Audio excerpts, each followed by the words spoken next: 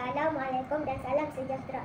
Saya Nur Syifa Al-Husna binti Muhammad Fahmi dari pasukan Pandu Puteri Tunas. Pada hari ini saya akan menyediakan satu menu makanan sihat, iaitu salad telur. Antara bahan-bahan yang digunakan ialah salad, roti ceri, lemon, mayonis, telur rebus dan sos Thousand Island. Cara-cara membuat salad telur ialah mula-mula potong sayur dan tomato ceri.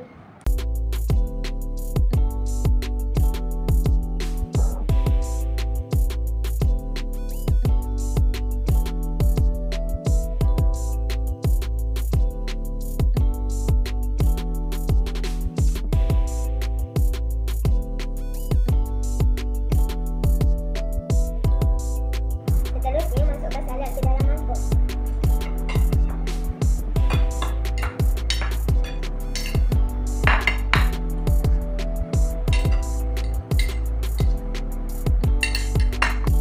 Kemudian masukkan tomato ceri.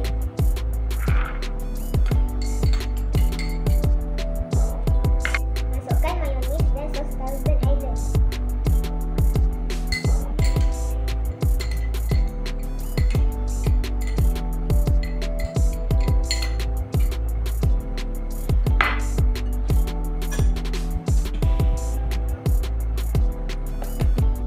Seterusnya, gaulkan semua bahan supaya rata.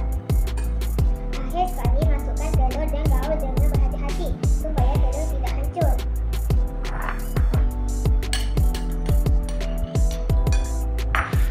Inilah salad telur yang berkhasiat. Menu kedua saya pada hari ini ialah ubi buah. Antara bahan yang digunakan ialah buah strawberry, blueberry, buah kotel, air kotel, gula, susu bakar, air masak, garam, telur agar-agar dan susu lendir. Cara-cara membuat ubi buah. Mula-mula masukkan telur agar-agar, susu bakar dan gula ke dalam bekal. Gaul hingga rata.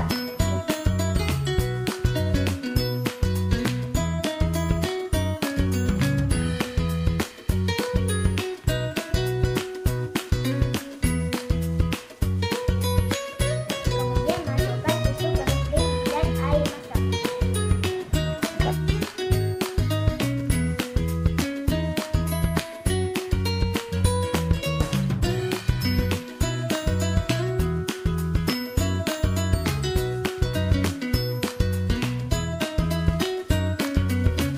Kemudian kita akan masak bahan ini di atas api.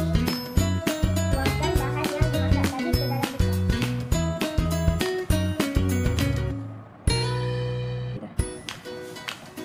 Seterusnya, sejukkan puding ini ke dalam peti ais selama 5 minit.